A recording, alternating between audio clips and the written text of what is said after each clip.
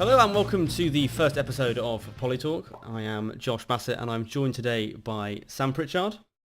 Hello. And by Aaron Daniels. Hello. I think the only place we can start is the current crisis in the NHS. Do either of you two have any opening thoughts on what's been going on? I like when Worcester reaches national news, but when it's for something like 3 people die in Worcestershire Hospital, it's not something to be proud of. Is that because of lack of beds? Including a man who had a cardiac arrest and was waiting 35 hours on a trolley in the corridor. 35 hours? On a trolley in the corridor. Oh my god. And they got sent home in a taxi. It's just so incredible the way that the NHS is just sort of continually gets in these situations, and it's just got even worse this year because the government is just completely unwilling to do anything about it. So overcrowding's a huge problem. Yeah. I mean, when it gets to the point that doctors have to make choices between who looks more ill than the other person. Yeah. I think the first thing that we need to say, and we need to be clear that the NHS is in a crisis, because that seems rather obvious when you look at people in corridors for hours. But the Tories at the moment are not admitting that anything's wrong. Yeah. And they're just carrying on. And in my view, that makes them, 1, dangerous, and 2, unfit for office. Yeah. If the NHS was a person, it would literally be plugged into a machine. But the Tories are there going, it's fine, everything's fine. And it's just not. I think that's the thing. I think eventually, whether they like it or not, the government is going to have to do something about it because there's so much evidence that things are not right. And as much as the Tories don't generally care about a lot, they are going to have to bend to public opinion at some point. I think eventually they're going to get forced into doing something and trying to put a sticking plaster over it and things. Headlines like the one in the Mirror today, with the picture of the baby, just terrible. They're terrible for the government. I think short term, you have to put money in there to get extra staff and to sort this crisis out. But I think if we turn to sort of the medium to long term of the NHS itself, funding is a problem, has been a problem for years now. How do you guys think that we should go forward with the NHS as a whole? Well, I think certainly looking at, you might have noticed I sound not very English. So I come from a funny part. I come from a funny part of England called Wales, and we thankfully still. Labour's still in power with us, so we've not got the same Tory NHS problems. But what we have got is the Tories cutting our budget by 10% in Westminster. So we have also got huge budget cuts because of the Tories. Right. But what Wales is doing is interesting. We're investing in social care as well as the NHS. So what you'll find with the Tories is publicly they won't cut money for the NHS. Yes. But what they'll do is they'll cut all the services around the NHS. And when you cut social services, what happens is people rely on the NHS more. And that's what creates the overcrowding. It's not necessarily cutting the NHS, but it's cutting all of the systems that help people before they need to rely on the NHS. I think that's spot on, because I think that the big problem we've had over the past 5 years is that the government have said, oh no, NHS budgets have been fine. They've been marginally increasing in real terms, slightly. But social care budgets have been cut massively. Yes. And that has such a knock-on effect with people having to go to the NHS for help rather than being able to get care. Like, look at patients that can't get released from hospital. And then, they're stuck in hospital, unable to be discharged, even though they're not healthy, they're recovered. But because there's no social care, they can't be. And I think that it is important that going forwards, the idea of having health and social care linked together into one organisation, which I think is the Lib Dem policy, is a good idea. Because I think we have to look at it as a sort of a whole rather than saying you can separate it out and get rid and decline one's budgets without impacting the other. Yeah, and for every penny you cut from the social cares budget, you need that money in extra to be paid to the NHS, because you are weakening care. And it's quite a subtle way to do it, because everybody would know if you cut money from the NHS, but not many people know how badly the Tories have systematically destroyed our social care. Yeah. So it's quite a subtle and sly way to do it. Yeah. But we are seeing the effects now. Yeah, I don't think it's surprising the way it's gone. I do think in terms of overall the system needs first and foremost more money. I mean the NHS, the amount that even people say, oh, you got to give it an extra few billion. Like it needs an extra £20 billion over a long period of time to invest in more infrastructure, and so on. And I think that I would say if I was going to try and fund the NHS, I would probably be looking, if you're setting yourself the goal that you shouldn't be increasing the deficit, the way I'd find the money is I would ask the wealthy pensioners to forego their state pensions. The upper 40% of pensioners, considering that pensioners are the group that I don't want to say places the most burden on the NHS, because they are often iller. The best way to fund it is to ask the very rich pensioners to not have state pensions and plough that money back into the NHS, which they would then benefit from because they would use the NHS and get better services. When you say us, well, I'd you cut mean it. Voluntary? No, I mean to test a state pension. Right. Okay. And then and then the sole purpose of that money you would like to see reinvested. If you consider the amount we spend on the state pension, which is £108 billion a year in 2015, even if you say, all right, 20-30% of those pensioners need the money, which they probably do, I don't dispute that, that still leaves tens of billions of pounds, which goes to pensioners who potentially don't need the money. They'd be okay without it, and they can be better benefited, and other pensioners can be benefited by it by putting it into the NHS and social care. You pull it together and it'll make a bigger impact. And you can also raise taxes. Yeah, I definitely agree with what Norman Lamb's been saying and others, that an extra 1% on income tax and national insurance, that's going to raise you 10 billion or so. That's money that can be very quickly got into the health service to correct the problems. But it's not just about a lack of money for the NHS, it's also mismanagement of the money. With the government might not be cutting the NHS itself, but what it's doing is it's spending an awful lot of money on top-down reorganisation. Yeah. Which achieves nothing. Infamous phrase, and costs no more top-down reorganisations, and then launch the largest top-down reorganisation in the history of the entire health service. Yeah. And it's incredibly expensive as well. Yeah. If you ask me, I'm still waiting for that $350 million, £350 million for the NHS. Well, at this point, dollars is probably more. Well, yeah. Yeah, I mean, what you've been saying is absolutely right. It's just entirely mismanagement of the funds by the Tory government in, 6 years of government now? Well, yeah, 6.5. Well, more so the last year, but... I think obviously it has gotten a lot worse in the last 18 months. I don't think there's much to say otherwise. Obviously, some of these problems have been building up over 5-6 years.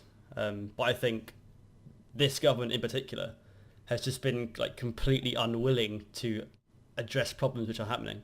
They're not interested in it. But yeah, and that 350 for the NHS is another thing. I did read recently, I don't know if you guys saw that Dominic Cummings, the guy who ran the Vote Leave campaign, wrote a super long blog post about loads of thoughts about the campaign and so on. And in it he said that Boris Johnson, on the morning after the vote, had said to Boris Johnson that they should announce the first £100 million a week for the NHS when Boris became Prime Minister. And Boris apparently was all for it. He was like, yeah, we should definitely do that. And of course, Gove stabbed him in the back, and that didn't come to pass. I mean, well, Michael Gove stabbed Boris Johnson in the back, but first he went through himself, didn't he? It was a very kamikaze way to stab someone in the back. It was a really strange turn of events that he just suddenly decided, yeah, actually, I'm gonna do it. But taking him down and yourself. Yeah, it was on another level. It was an extraordinary turn of events that he decided to suddenly run for the seat and then completely ruin Boris's campaign. I mean, the NHS would be in an even dire state if Boris Johnson was in power. Well, that's what I mean. Like, apparently, what Dominic Cummings was saying was that Boris was actually all for putting this money in, and I read from reading it, I kind of think he's probably telling the truth, because this was buried in a 20,000 word blog post that he didn't need to write. So I think it probably is true, and I kind of think Boris is the kind of politician who would do that even for his own sort of self-serving ends. He'd do it just to be like, oh, I'm being really good for the NHS, whilst at the same time cutting social care. Yeah, exactly. £2 million. And I think it's also important when we talk about the crisis in the NHS to, whenever I go to A&E or my GP surgery, you always see those angry people shouting about waiting times or whatever they're displeased with. But we have to be clear that the NHS is in crisis because of politicians, not medical staff. Yeah. And, in all professions, you have a few bad eggs or a few lazy staff members. But the reason why the NHS has lasted so long is because of the people who, day after day, work in high stress, often thankless environments. And it's the staff that we owe the NHS to. And if it were not for the NHS staff, the problems in the NHS could be so much bigger. Yeah. And what I will say is, if we blame the NHS staff for the problems in the NHS, then we are letting the Tory government win. We need to be clear that this is a problem caused by politics and by politicians, not by hard-working people like doctors and nurses. They're the ones keeping the whole broken system afloat. It's the politicians who have come in and wrecked it, and we need to hold them accountable and not blame the NHS staff. I kind of think of all people who work in the NHS or public sector, you can definitely earn more money going elsewhere if you wanted to. Like, there's a reason you work in the public sector. Certainly in the medical profession, there's other countries you can go to earn a lot of money. Places like America, where there's a lot more private healthcare. You could earn a lot more money as a doctor in America than you can in Britain. And we should be thanking our doctors who stay in Britain and serve their people in Britain. And in fact, those doctors have come in from abroad and helped to serve the British public. And we need to hold the Tories to account for their dismantling of the NHS, whilst not blaming the people who day in, day out work hard for us. So, of course, this week, Corbyn did well at Prime Minister's questions, but I think on the whole, this week has not been particularly great for Jeremy Corbyn, especially the early part of the week. Did either of you two sort of follow the events on Monday and Tuesday when Corbyn had a bit of a nightmare? If I say no, can we avoid this topic? No, I'm afraid not. I'm afraid we have to talk about it. He had his interview in the Today programme where he said, we're going to have a maximum wage. Oh, the maximum wage cap. Yeah. What did you guys think of that? Misquoted and misrepresented. Really? Really? Did you see the interview? So I believe he was actually proposing like the 20-to-1 thing for government contracts. Yeah. I mean, my reading of it was that the policy he sort of hinted at in the morning, where he said, oh yeah, I'd favour a maximum wage, I think that should be. He sort of said it in such a vague way that everyone thought he meant a maximum wage for the whole country. And then when he actually announced the policy later on, it turned out it wasn't that at all. It was something far more moderate and popular. But he completely ballsed up the announcement of the policy. I think there's two ways you can look at it. The first way is you look at it saying it was a bit iffy the way the policy was announced. And that's very true. The media, I think, blew it out of proportion a little bit, but at the same time, it was quite badly said. It was quite badly announced. He didn't flesh it out, so nobody actually knew what his policy was. However, you can also look at it like this. Labour now has a strong policy on how working class people aren't going to continue to be exploited by their employer. So in one way, it was announced in quite a mediocre way. But at least now we have a solid policy and a very popular policy that we can promote and we can put to the British people. I think it was January the 4th. By 12 p.m. on January the 4th, most bosses had already earned an annual salary by January the 4th.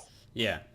And you just think that needs to stop. And this is a brilliant policy that will hopefully put an end to exploitative bosses. I agree with the policy. I think the policy it's an extension of the 20-to-1 ratio being extended to all companies that do work with the government.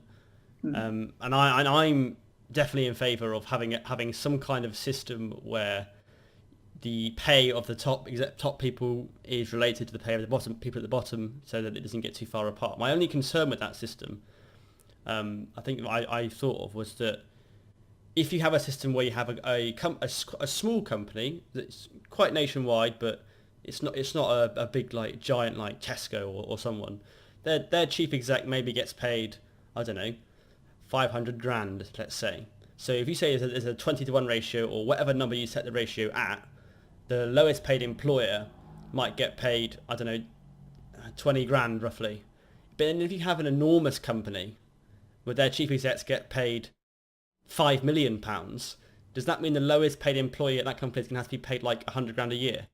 Because it's going to sort of create a system where the larger the company, the higher the wages of the employees, and no one's ever going to want to work for a small business. Right. So I don't think they will start paying, £100,000 to ordinary shop assistants. I think those at the top will have to take a pay cut. And I think that's beneficial both to them, because it means they haven't got to pay really big wages to people. But it's also beneficial for ordinary working people and the wider economy. Because if more ordinary people get paid more money, they can spend more money, and it stimulates the economy. I think overall it just has to be seen as a good policy. Unless, of course, you want to earn hundreds of millions of pounds off the backs of the poor. I think that's the key thing about the policy, is that versus what Corbyn seemed to be announcing, which was a maximum wage, a flat maximum wage on everyone, is the difference is a maximum wage on the entire economy doesn't help poor people get not poor. It just stops people from being rich. Whereas a system where you're linking the two together and saying, okay, you can have an extra 2% increase on your millionaire's wage, but only if you're going to give the same kind of increase to people who work at the bottom. It's a system that's progressive and is trying to sort of reduce inequality, which is the main aim of the policy, is to reduce inequality, which has become enormous over the past 2 decades. It doesn't stop people becoming rich. It just means that everybody gets a fair share together. So if one person is becoming rich, it means that everybody else is also getting a pay rise as well. Yeah, the key thing is, I think, for Jeremy Corbyn, he's announced it now, which is great, but he needs to hammer the point home. Because he said maximum wage, and people are probably a bit confused about it. They've heard his 20-to-1 policy, and that's been announced. But unless you back that up and keep hammering home the policy to people, you need to get through to people that that's the policy. Not just having a good policy, but communicating it well to the people you want to vote for you. My concerns with Corbyn are, I voted for Corbyn twice to be leader, and my concerns with Corbyn are more with the way he communicates his message as opposed to his politics, his views, and his message. For example, if I say long-term economic plan, if I say living wage, these are slogans that the Tories have used really effectively. And I would like to see Labour using, creating a tagline for 20-to-1. I'm just constantly saying it over and over again, because that's what wins elections. Small phrases that stick in people's mind. And I think if Labour can do that, we've got the better policies compared to the Tories. We just need to portray our policies in a better way, I think. I honestly don't know if Corbyn's the man to do it. Really, you're not as sold on Corbyn as Sam is. I think it's too far gone at this point, to be honest. Right. I don't think another leadership election is what we need, because that was just disastrous last time after the referendum. I'm speaking as someone who voted Corbyn once, and that was the second time around. Oh, so you voted Andy Burnham first time, I'm assuming. I did vote Burnham. I voted Burnham, Corbyn, Cooper. Didn't put Kendall on the ballot. I forgot she was on the ballot. Yeah. Second time around, I voted Corbyn over Smith, mainly because I didn't like a lot of the things that Smith said. in regards to Angela Eagle. Right. But that's like a personal issue for me, which is the reason I voted Corbyn in that election. I think that's the thing with Corbyn, is that I'm not sure anyone expects him to win an election now, even people who support him, because I think as Sam said before to me, that the idea is that Corbyn will hand over to a successor who is aligned with those same kind of policies, but is someone who can appeal to the electorate. Is that kind of what you're coming from? Yeah, because I'm talking as a Corbyn supporter as well, and honestly, I don't think he's a man to do it anymore. I think just the whole media situation's got too bad for him, and I think it's too far gone at this point. I think the big problem with Labour at the moment, and I know we're not going to touch upon it because it's a whole episode in itself, but Brexit has split the Labour Party in two. And I think regardless of who's the leader, we have a divided party over this issue of Brexit and over immigration and policies like that. So I think whoever the leader would be, they would be in an impossible situation. But having said that, when you look at the current government's record, I think there is a big problem with the government. And I think if we keep hammering home these messages, we can highlight the issues and the flaws in the government. And we don't know yet when Theresa May is going to try and call an election. It might be 4 years down the line. And I think 4 years is still a long time in politics. Well, if it was 4 years, that'd be illegal. Is it 3 years then? I think with Jeremy Corbyn, the one thing Labour really, really does not want is a snap election this year, in the next 3 months. Arguably, it might prompt a change in leadership of the party. Do you think that a leader is going to be enough of a change to win an election, or do you think it's more fundamental with Brexit and with underlying divisions? It depends how bad the situation gets, because if an election 4 years from now, the polls don't look good for Labour at the moment. I mean, apparently, if Labour continues to decline from its current poll ratings as it did before the last election, like the equivalent time period out, it'll only get 180 seats for the next election. I think we'll have to do a special at some point on just the Labour Party and everything that's going on, because it is pretty interesting, all the dynamics at play. Tristram Hunt has resigned. Sam, you were not happy with him earlier. No, I made a series of tweets, and each tweet highlights that there are honourable reasons to resign. When you're elected as an MP, you're elected for a term, and my view is you should serve that term unless you have a serious reason to not fulfil your entire term. And just to give you an example of serious reasons, for example, ill health. If you cannot carry on your role, then standing down is an honourable thing to do. If a family member gets seriously ill and you want to spend time looking after them, that's again an honourable reason to resign. Getting a better job offer, so abandoning your people, abandoning your constituents, I don't think that's an honourable thing to do. And both of these people have resigned because they've got better job offers. I think Tristram Hunt's going to work in a museum. Yeah. And in Copeland, I think the MP there was going to work in a nuclear company. So both of them have gotten jobs and then resigned. So I don't think these are honourable resignations. I think they're just people who want a better job. Maybe some could argue they want a more stable job. And I just don't think it's an honourable thing to do, to abandon your constituents and go run off with a better job. Okay.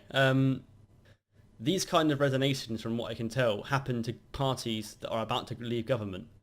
So, the Tories in the late 90s, Labour in the late 2000s, you have these kind of people who are thinking, do you know what, we're not going to win the next election, I might as well get another job elsewhere and flee the sinking ship. It's happening to Labour, who are in opposition. They've just got into opposition 6 years ago. It's a government that's just been elected.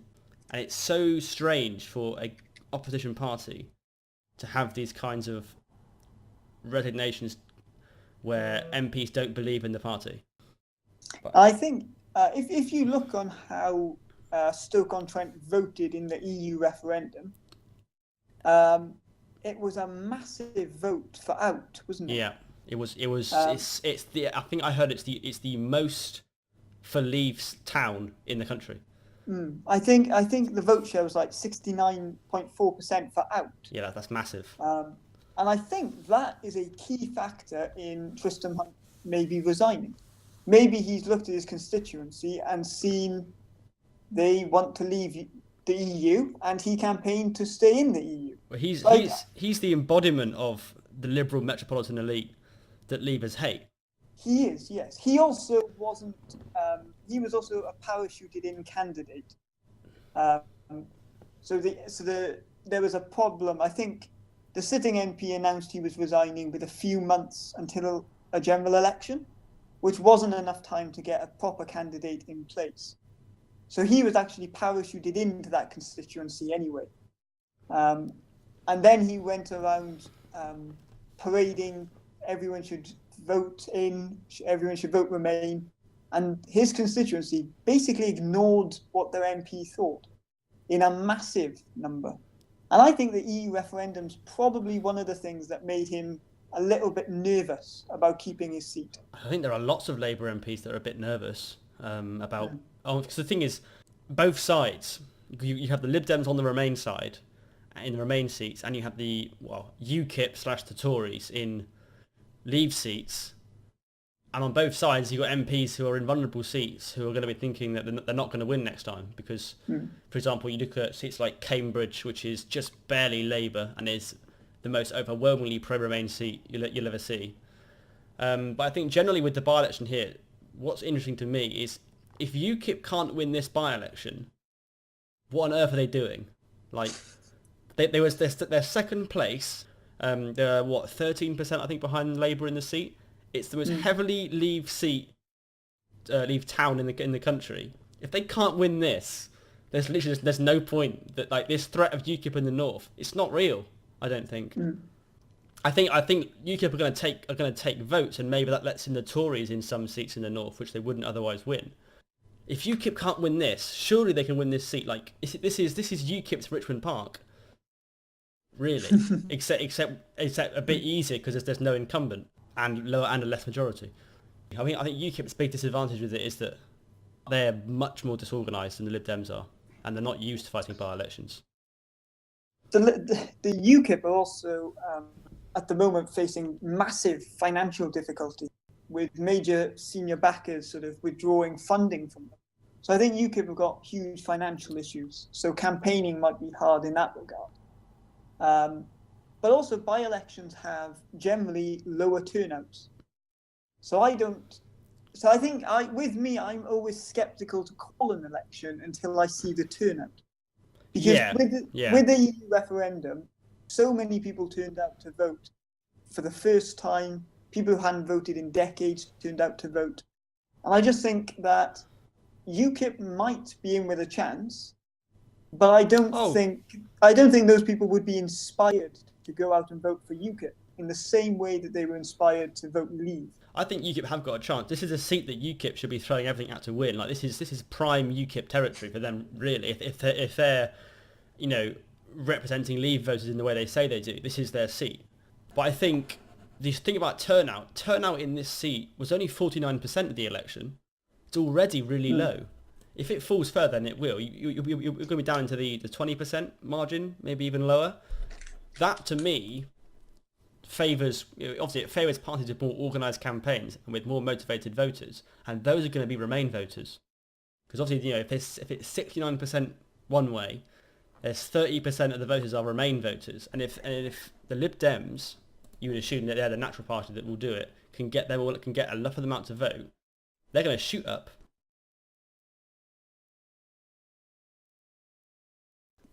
We were talking earlier about when's the general election going to be.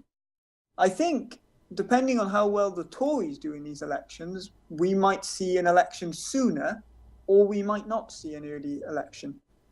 So I think the Tories are really looking at these closely and thinking, should we call an election, should we not? And I think they will make their decision based on the results of the by-elections. I think that's interesting. I think the other thing that plays into it is the court verdict this month. If the Supreme Court rules that the government does have to get an act through Parliament, and they don't gain these seats in the by-elections, And even if they did have a very small majority, does Theresa May decide, do you know what, actually it's going to be too much difficulty to get Article 50 through Parliament, so she might go for an election. It'd be interesting if she does. I think if she does, it's going to be an increased Tory majority. I think it's difficult to see how it won't be, unless the Labour vote holds up. At the moment, Labour are looking to be down to, I think Britain Elects has Labour down to 203, I believe, with the Tories on 360. So. And what do they have the Lib Dems on? 9. Holding the current seats. I would wager that with polling like that, I think that what it doesn't show is that I think if there is a snap election, the Lib Dems will pick half a dozen seats and throw everything at them. Yes. Like a by-election. So that, you look at seats like Bath, Cambridge,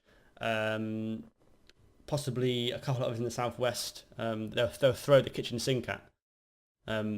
Like, that's how the Lib Dems won in Richmond. The Lib Dems threw everything they had.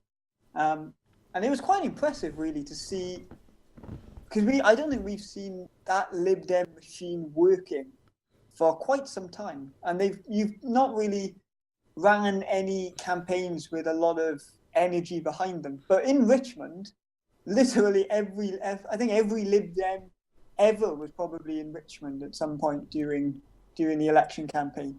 More or less. And I think if you do that, ignore most of the country and focus on several key wards and several key constituencies, I think you could do quite well.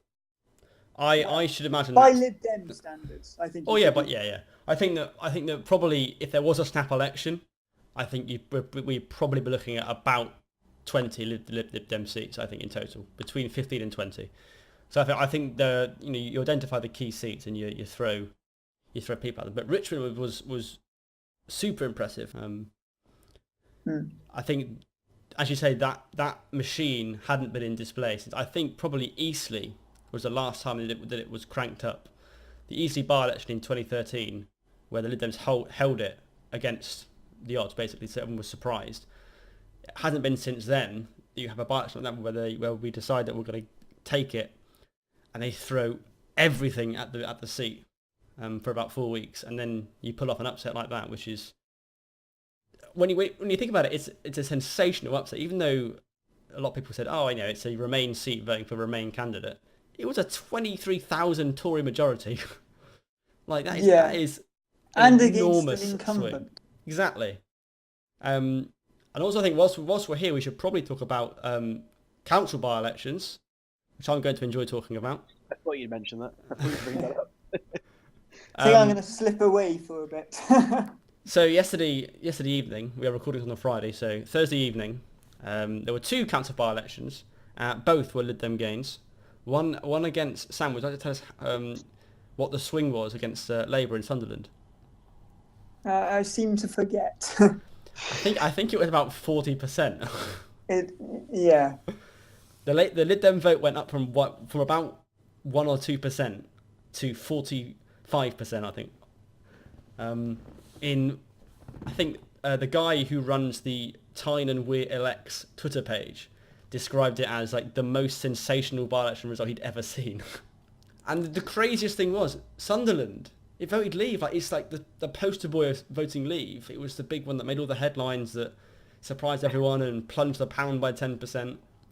A massive swing to the Lib Dems in a council ward. Apparently, and I heard, I can't say this is correct, but I read on Twitter that someone said it was a 75% Leave voting ward at the referendum. Oh no, to vote Lib Dem is just in a Leave ward, voting Lib Dem is just entirely. I got a caution that obviously there were significant local things at play, as I understand it from reading around. The Labour councillor just didn't turn up for 6 months, and that's why there was an election. Look at it now, it's plus 41% for the Lib Dems. Yeah, but it's strange that if that happens, and okay, you're going to kick Labour out, but the Lib Dems weren't second. The Lib Dems were way down at the last election. They were 5th place. Yeah, they have 4%. But yet UKIP or the Tories didn't take the seat. The Lib Dems did, which I would think it's testament to the ridiculous ability of the Lib Dems to win by-elections, council and parliamentary. The campaign machine. Interesting. They had. I'm just looking now. They had a plus 25% swing in Gade Valley as well. Yes, against the Tories. That was the other by-election. Was that the one where you turned the entire council? Yes. Well, I Yeah. believe it was a Lib Dem minority administration. I think because we had 19 councillors on a 40-seat council. You've now got overall control of Three Rivers. Yes. I should say actually, I haven't said about. I am actually a member of the Lib Dems. I do keep referring to us as us. My two co-hosts are committed Labourites. I am a Lib Dem, which to me makes me a filthy liberal. You're part of the liberal elite, aren't you? I'm bourgeois. When you look at by-elections, it also comes into play who the local candidates are. Yes. And they're completely unpredictable. Certainly this one was, because I don't think anybody... I mean, people say nobody predicted Trump, nobody predicted Brexit. Lots of people did, including me, actually. Well done, me. But with Good this, job. I don't think anybody thought the Lib Dems would gain plus 40% in a heavy Leave area. The Lib Dems probably put forward a well-known local candidate and probably had been doing quite well in administration in that area. Well, I mean, actually, if I remember that in terms of administration, that's the second Lib Dem councillor on the council. there was one other one who won his seat in May. So that Sunderland is obviously a Labour council, very heavily Labour council. Yeah. But yeah, I think you're right. I think the literature would have focused on the person, would have focused on the Labour councillor. I saw a photo of some of the leaflets saying they've done now, get Labour out, or something like that. People generally tend to vote against incumbents, and Sunderland is very Labour. Yes. I think the only real shock here is who people turn to, not the fact people went away from Labour if this certain councillor was enacted. I definitely think that people who try and say it's Corbyn's fault are mental. Because it's clearly not Corbyn's fault. Like, I think by-elections generally, you shouldn't attach them to national leaders because it's not so often they're because of local hard work or local campaigning and so on. So it's definitely not Corbyn's fault. I think people would love to attach it to him, but it's not. We'll make a Labourite out of you yet. No, you won't. Believe me, many have tried and failed. I will leave my discussion on Labour for another podcast. We'll do a big discussion on Labour, and I'll talk about them and why I would not support Labour. But yeah, I liked Ed Miliband, and I wanted him to become Prime Minister, and I voted tactically for Ed Miliband. At this stage, I cannot see myself supporting Labour in the future, but without an enormous change to the party. Not just the leadership, but the party itself. I feel like it's a bit broken in a lot of ways. Do you think that these parliamentary by-elections have muddied your view of the inworkings of the Labour Party even more? Yeah, the more I hear stories about what's going on in Labour, the more I think I don't like it. I heard a story the other day that apparently the the candidates for the by-election in Copeland had to go to London to be interviewed, all 6 of them. It just seems crazy that they had to go all the way to London to be selected for their candidature or be interviewed, when the local party should just be doing it themselves. I don't understand why Labour has to impose and sort of double check a candidate. And they did it in Richmond, where the central party overruled the local party and insisted they had to run a candidate, which to me was just so infuriating that they did that. And if you look at how many party members were in Richmond and how many votes the Labour candidate got, you can see that some Labour members voted against the party to try and stop a Tory from winning. Exactly. I mean, even the Labour members voted tactically. I mean, we really shouldn't have stood anyway. Yeah. I mean, I honestly think that if Labour hadn't stood, and if Corbyn was a bit more willing to engage with the Greens and with the Lib Dems, you might not have a Lib Dem candidate standing in Copeland. The one thing I will say is that Labour Party members, on the moderate wing, as it's sometimes called, they often criticise Jeremy Corbyn for being too friendly with the Greens, too friendly with other parties. So it's interesting to hear you say that you think that Corbyn should have been more friendly to. Well, I mean, I say Corbyn's the leader. The leadership of the party should have been. I know Corbyn's under pressure from different wings of his party, and I know that he's not the root cause of all the problems in the Labour Party, but he's the leader, and I'm going to say that it's him who should be leading. And you say to me sometimes that Corbyn shouldn't be so nice to people who oppose him. I agree. He's the leader. And I think what these two by-elections do will show Labour to be they are showing Labour to be a somewhat divided party. Okay, I think that just about wraps up the podcast, first podcast of Politalk. If you have enjoyed the podcast, please do either leave a like or a comment if you are watching on YouTube. If you are listening on SoundCloud, then whatever kind of commenting stuff they have over there, I can't quite remember exactly how it works. And also, there will be a link somewhere for our Patreon page. If you would like to support the podcast, please do consider helping us out with costs. We can buy some proper microphones so that we don't all sound so like we're talking into a toaster. Exactly. To be fair, that's just because I am Welsh sounding as opposed to my microphone. But okay. Yeah, if you give us £100, we'll make Sam not be Welsh. Will you give me elocution lessons? Yes, I'll teach you how to be English. We'll make a version of My Fair Lady. Okay, yeah. So we'll be back soon for another podcast. Until then, thank you very much for watching. We'll see you next time.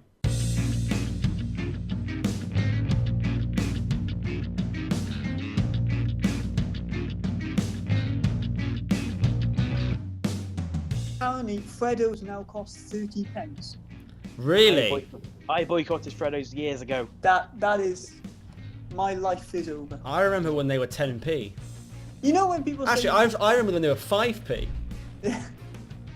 You know when people say you should invest in gold or stamps, you should just buy Freddos and keep them in a big fridge. Yes. I think that is what the British government should invest all its money in Freddos. In Freddos. And then in 2 years' time, we will be out of recession.